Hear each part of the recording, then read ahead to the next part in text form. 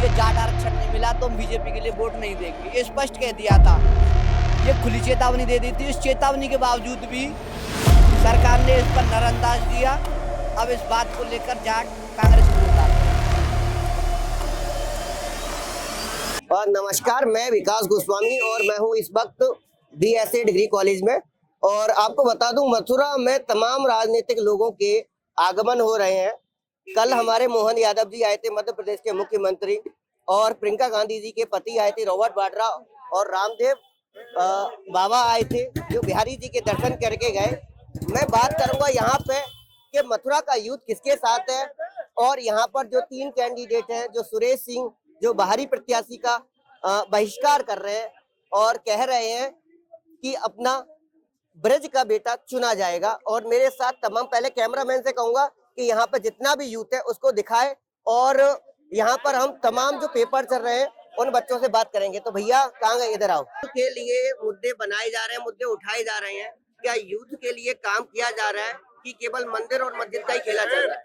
Youth के लिए काम किया जा रहा है, यूथ के लिए, मंदिरों के लिए काम किया जा रहा है।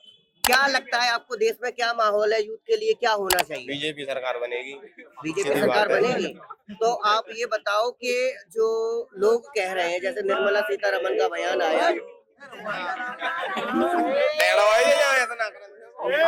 निर्मला सीतारमण का जो बयान आया कि देश में तानाशाह और बढ़ जाएगा, दोबारा मतलब तीसरी बार मोदी जी प्रधानमंत्री पे, क्या विचार है आपका?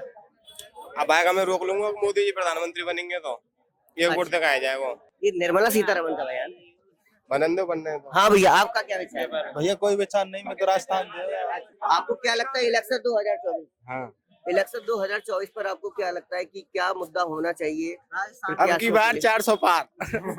कौन सी क्लास में पढ़ता है? मैं बीएससी एग्रीकल्चर। BSc agriculture. तो किसानों की क्या स्थिति है, ये बताओ। बेकार स्थिति है बहुत ज्यादा। 400 पार का कैसा नारा दे रहा है? पर मैं तो बीजेपी सपोर्टर हूँ ना, इसलिए। अच्छा, क्या नाम है तुम्हारा? चौधरी। मोहित, ये बताओ कि इलेक्शन 2024 इलेक्शन के बारे में ना बताओ। पेपर काय का तेरा, ये बता। इंग्लिश को जी, इंग्लिश को। इंग्लिश का इंग्लिश पूरी पढ़ के आया है ना, वैसे इंग्लिश ही पढ़ी है। मैं बीएससी एग्रीकल्चर। BSc agriculture. धन्यवाद, ताली बजाओ भाई के लिए। ये खल्ला भाई शेर और कर दीजिए शेर। मैं छाता रहते। ये बताओ, छाता में लक्ष्मी नारायण द्वारा कितना काम कर रहा है? ना पता यार, ना पता। ना भाई पकड़वा देगा, मोदी सरकार है, मारे वो। इतना डर क्यों है तुझे? ना डर है, योगी बाबा, योगी बाबा। वैसे में वो क्या बोलते हैं उसे, हाँ वो अलग यार, मोदी सरकार है, यहाँ वजह से एनकाउंटर करवा देगा बाबा। सेमेस्टर एग्रीकल्चर में। एग्रीकल्चर। ये बताओ कि देश में किसानों की स्थिति कहा था कि 2022 में दुगनी हो जाएगी। अरे वैसा 2024 जो किसान नहीं है, जो किसान नहीं है।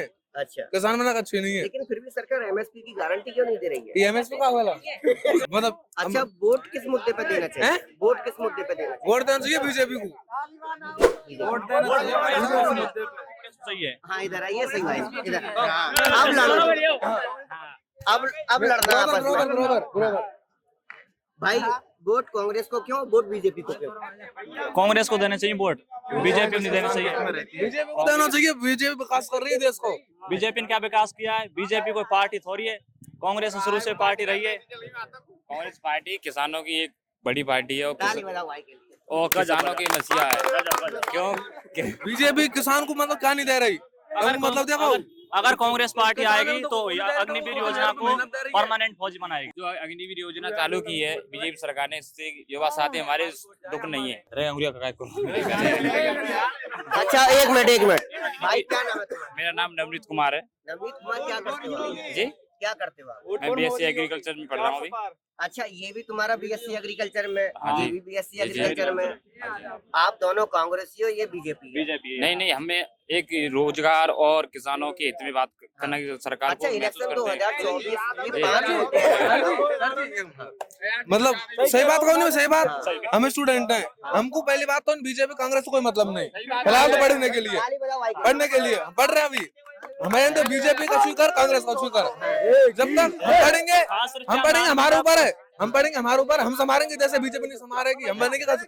हम भारत का भविष्य हम ही तो है, हम ही तो भारत का भविष्य। एक और बात ताली बजाओ भाई हाँ, के लिए। हमें तो करना कैसे? हमें तो करेंगे आगे, यार नहीं कर रहे तो अबे नहीं। अरे ये भाषण बीजेपी की दे रहे, कांग्रेस की दे रहे, हमारे क्या पे दे रहे हैं? हम लिख के देंगे इनको, हम बनेंगे कलेक्टर, कछु बनेंगे। हम सही कह रहा जिला हूँ कृषि अधिकारी बनेंगे, जिला कृषि अधिकारी, एग्रीकल्चर दी, अच्छा एग्रीकल्चर। एग्रीकल्चर दी। यार देश में तो ये मतलब वैकेंसी निकल नहीं रही है, हर पेपर लीक हो रहा है। तो ये बीजेपी की कमी है जो हर पेपर लीक हो रहा है, क्योंकि बीजेपी की सरकार है इस टाइम, और बीजेपी वाले लीक करते हैं। आज पहली बार बात तूने अच्छी कही। क्या नाम बताया था तुमने मुझे? मेरा नाम अमित कुमार। अमित कुमार जी। अमित कुमार जी, अभी 2 मिनट पहले आप कह रहे थे कि योगी और मोदी जी आएंगे, हाँ और आप कह रहे हो कि बीजेपी। भाई साहब, हर बार प्रत्येक बार मतलब पेपर लीक होते हैं। हाँ। पेपर लीक होने का कारण क्या है कि मतलब स्वच्छता से देना चाहिए, सबसे बड़ा वोट देना चाहिए। वोट पायलट के लिए, वोट सचिन पायलट के लिए मिलना चाहिए कांग्रेस के लिए। हमें राजस्थान में वोट पायलट चाहिए। वोट सिर्फ शिक्षा और रोजगार के ऊपर वोट देना ताली चाहिए। बजाओ भाई के लिए। हमारे देश में शिक्षा और रोजगार होगा विकास के पीछे देना चाहिए, केवल विकास हो, अपने देश का जो विकास करेगा उसके लिए वोट देना चाहिए। विकास में आपके कौन कौन से मुद्दे आते हैं? विकास में शिक्षा, बेरोजगारी और अपनी जो पर्यावरण है, शारीरिक सुविधाएं, सारी चीजें आती हैं विकास के अंदर, स्वास्थ्य संबंधित जो भी चीजें। अच्छा, कोई इलेक्टोरल बॉन्ड के बारे में जानता है? इलेक्टोरल बॉन्ड के बारे में? अच्छा, तो एग्रीकल्चर की स्पेलिंग सुनाओ। AGRICULTURE। शाबाश, ताली बजाओ भाई के लिए। तेरी कसम, पहली बार मैंने बंदा देखा है जो इतने अच्छी तरीके से एग्रीकल्चर की स्पेलिंग सुनाई है। अच्छा, ये बताइए आपके 2024 का क्या मुद्दा होना चाहिए? 2024 कांग्रेस वर्सेस बीजेपी। 24 में कांग्रेस आनी चाहिए, कांग्रेस यूं आनी चाहिए। मैं भरतपुर से बिलोंग करता हूँ और भरतपुर में जाट आरक्षण नहीं दिया है बीजेपी ने। भरतपुर और धौलपुर के जाटों को जाट आरक्षण नहीं मिला है। बीजेपी से खूब रेल भी रोकी, धरना भी किया, और भरतपुर के मुख्यमंत्री होने के बावजूद भी भरतपुर के लिए जाट आरक्षण नहीं मिल सकता। ये शर्मिंदा की बात है।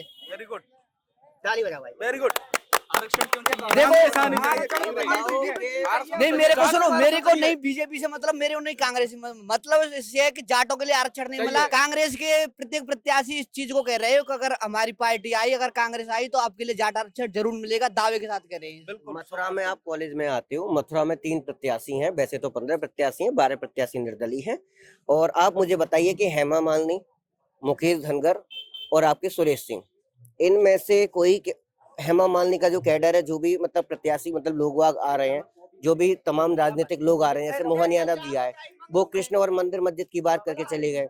मुकेश धनगर जो बात कर रहे हैं वो महंगाई और बेरोजगारी की बात कर रहे हैं, और सुरेश सिंह जी जो बात कर रहे हैं वो भारी हटाओ और ब्रज का बेटा अपनाओ बात कर रहे हैं। आपका क्या विचार? आप जानते हो उसके बारे में कुछ? नहीं, देखो मैं इसके बारे में जानता भी नहीं हूँ, क्योंकि मैं मथुरा के बारे में ज्यादातर इतने वो नहीं रखता हूँ। क्या नहीं रखते हो?